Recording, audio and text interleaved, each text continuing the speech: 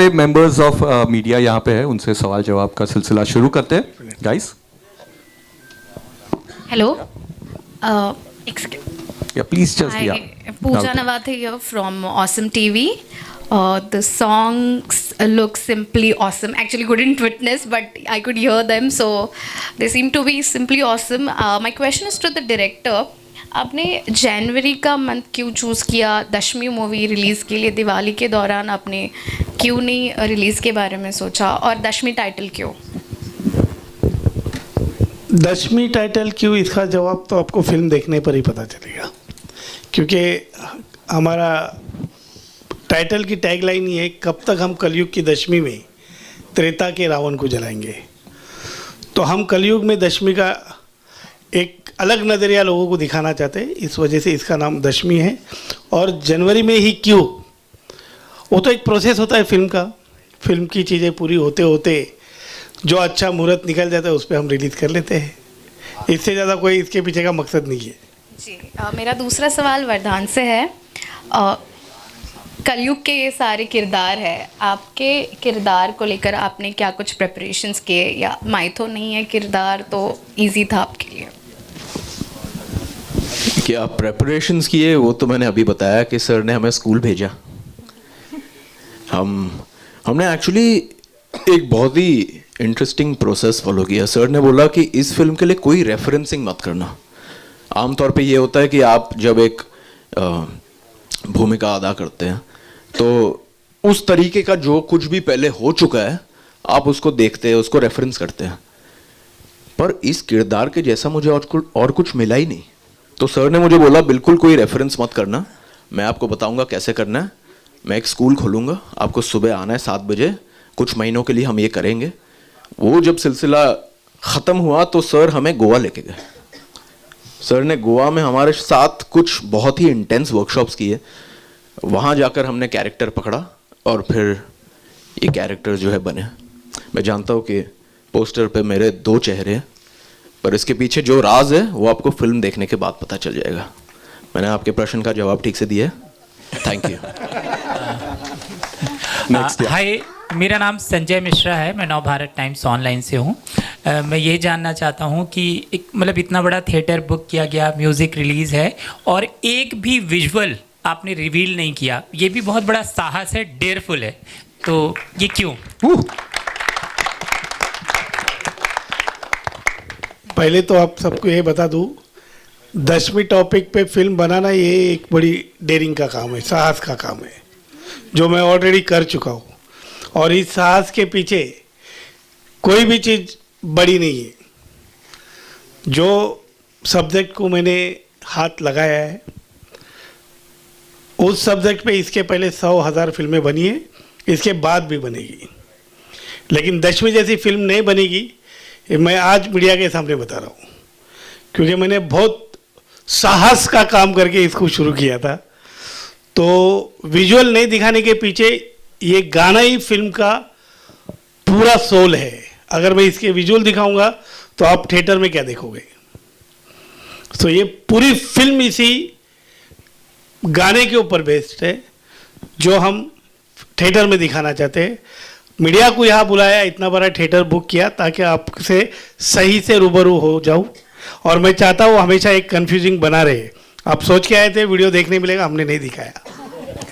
आप सोच के जाओगे दशमी में रामायण देखने मिलेगी, हम नहीं दिखाएंगे.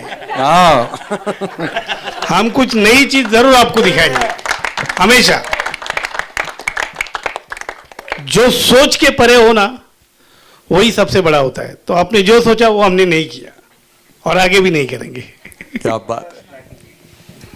नेक्स्ट. मतलब इस फिल्म का जॉनर भी थ्रिलर है और प्रमोशन का स्ट्रैटेजी भी थ्रिलर है. हाँ, बहुत ज्यादा. क्या बात है sir. Hello sir, Jaya here from Bollywood now. Sir मेरा सवाल डायरेक्टर ही से. सर ये बाकियों फिल्म से क्या अलग दिखाती है? मतलब हमने ऐसे कई भी टॉपिक्स देख चुके हैं पहले. सवाल कहाँ से आ रहा है? यहाँ से. Okay, sorry. हाँ सर, ये बाकियों से क्या अलग दिखाती है ये फिल्म? मैंने पहले ही कहा है, क्या अलग दिखाती है इसके लिए थोड़ा सा 12 जनवरी तक वेट करना पड़ेगा. लेकिन डेफिनेटली आपको सबसे अलग दिखेगी। इसके बाद आने वाली फिल्में और इसके पहले आ चुकी फिल्मों से डेफिनेटली अलग होगी, इसकी मैं आपको गारंटी देता हूँ। क्या है ये अभी मैंने कहा कि मैं थोड़ा सा आप सोचते हो उसके आगे जाता हूँ, तो वो थोड़ा सा सस्पेंस बरकरार रहेगा टिल द 12 जनवरी, पहले शो के आखिरी आधा घंटा। Hello, this is Monika from Indian Express Jansatta. मेरा सवाल वरदान और आदिल के लिए है कि जैसे कि बात किया है ये दशमी जो है वो रियल रामायण नहीं दिखाने वाली है, तो क्या लगता है कितने सेंटिमेंट्स हर्ट हो सकते हैं जो ऑडियंस है जो रामायण में बिलीव करते हैं उनके, क्या लगता है कि इसमें कंट्रोवर्सी बन सकती है या नहीं?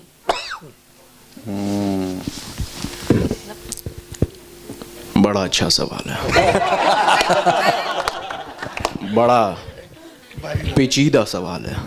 और मैं आपको ये कहूँगा कि ये फिल्म की स्टोरी अद्भुत है, ये फिल्म की स्टोरी यूनिक है, और जो आपको ये एक थोड़ी सी गलतफहमी है कि ये फिल्म रामायण के बारे में है, ये फिल्म देख के आपकी ये गलतफहमी दूर हो जाएगी। ये फिल्म एक यूनिक स्टोरी है, एक ओरिजिनल स्टोरी है, और बिल्कुल इस पर कोई कंट्रोवर्सी की गुंजाइश ही नहीं है। तो हम ये कॉन्फिडेंस से कह रहे हैं कि ये एक बहुत ही ओरिजिनल स्टोरी है, and we don't feel there is anything to worry about. So thank you. Adil भाई आपसे सवाल है। Let him answer first. Adil, हाँ, कहाँ हैं आप? मुझे दिखी नहीं। कहाँ से सवाल कहाँ से? अच्छा, वहाँ है। नहीं, ऐसा it's a very clean film, ऐसा कुछ भी नहीं है इसमें जिसमें कंट्रोवर्सी हो। बहुत साफ सुथरी नीयत से ये फिल्म बनाई गई है। शांतनु सर ने बहुत साफ सुथरी नीयत से इस फिल्म को शुरू किया, और बहुत ही साफ सुथरी फिल्म ओवरऑल हम लोगों ने बना ली है। So there is nothing controversial about this film. It's a nice film. ये एक ऐसी कहानी है जिससे मतलब डिटेल्स तो आपको नहीं दे सकते, लेकिन ये देखना जरूरी है for everybody, especially in our country, for people. We need to see this film for a lot of reasons, और वो रीजंस आपको जब फिल्म आप देखोगे तो पता चलेगा। But let me clear it for you guys, there is nothing gonna be controversial about this film.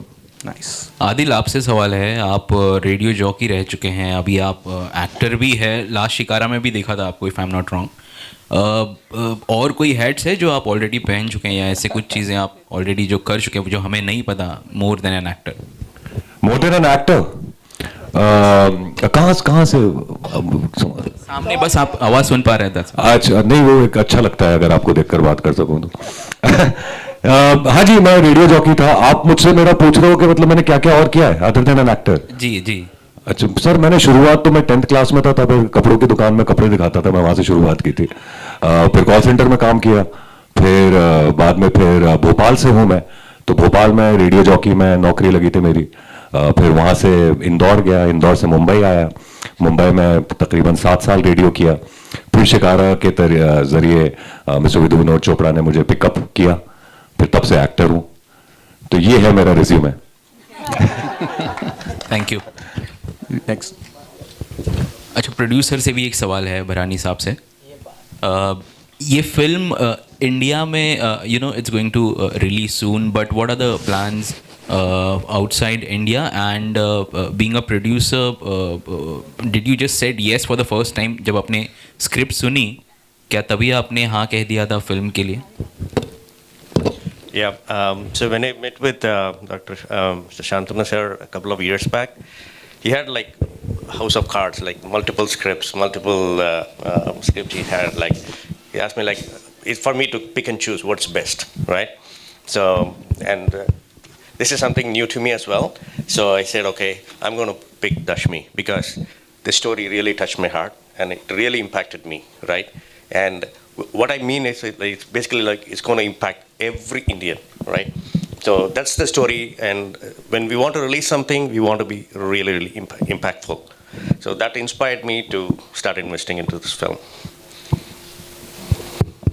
Yeah. And to answer your second question, once see after Jan 12th, we'll see for a week or 10 days how it goes. Then we do have plans to release in Americas and Europe as well. Wow. Yeah. That's great. मेरा सवाल director साहब से है। Sir, क्या आपको लगता है हर वर्ष जो रावण को जलाया जाता है, हर सदी का रावण अलग है?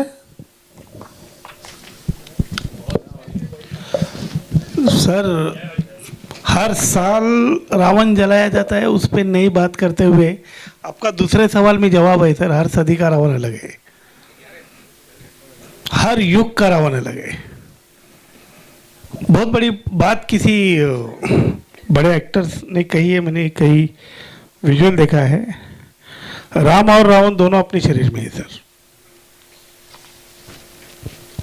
कलयुग में ये दोनों शरीर में है, इसीलिए इसे कलयुग कहा जाता था।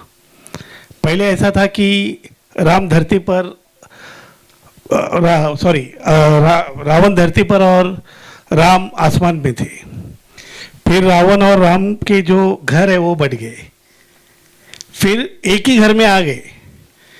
कंस, कृष्ण, पांडव, कौरव एक ही घर में आ गए, अब एक शरीर में है।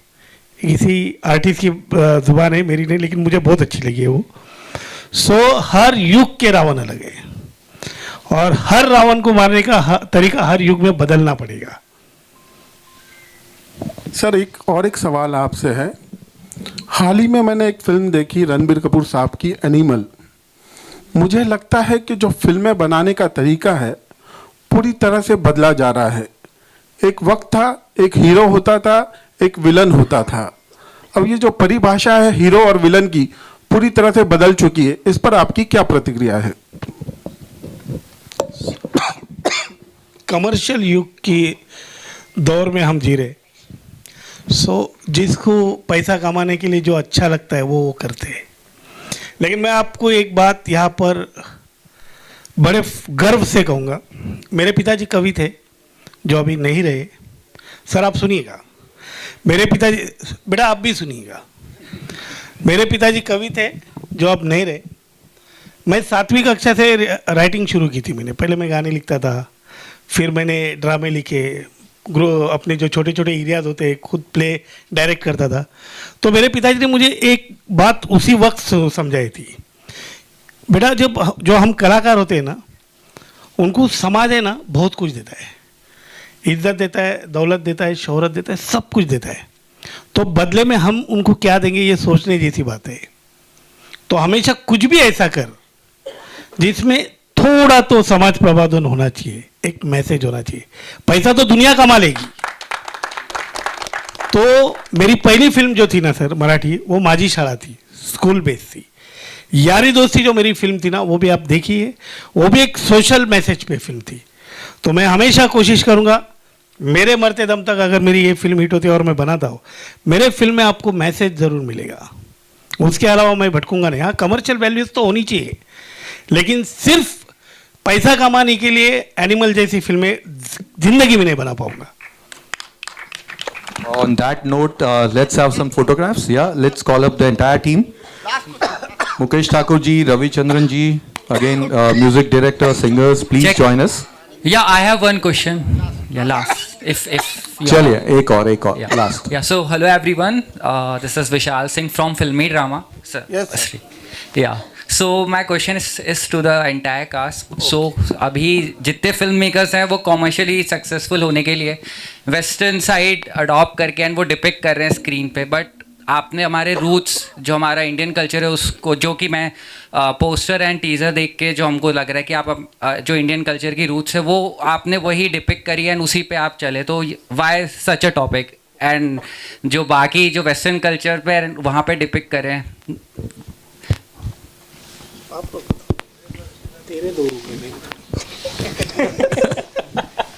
Honestly, as an actor, there is never a thought or a strategy, at least for me. अगर कोई कहानी अच्छी लगती है और ऐसा लगता है कि जो फिल्म मेकर है उनकी नीयत अच्छी है, तो मैं हाँ बोल देता हूँ। तो मेरे लिए कोई एजेंडा नहीं है कि मैं वेस्टर्न फिल्म्स ही करूँगा या हिंदुस्तानी फिल्म्स ही करूँगा।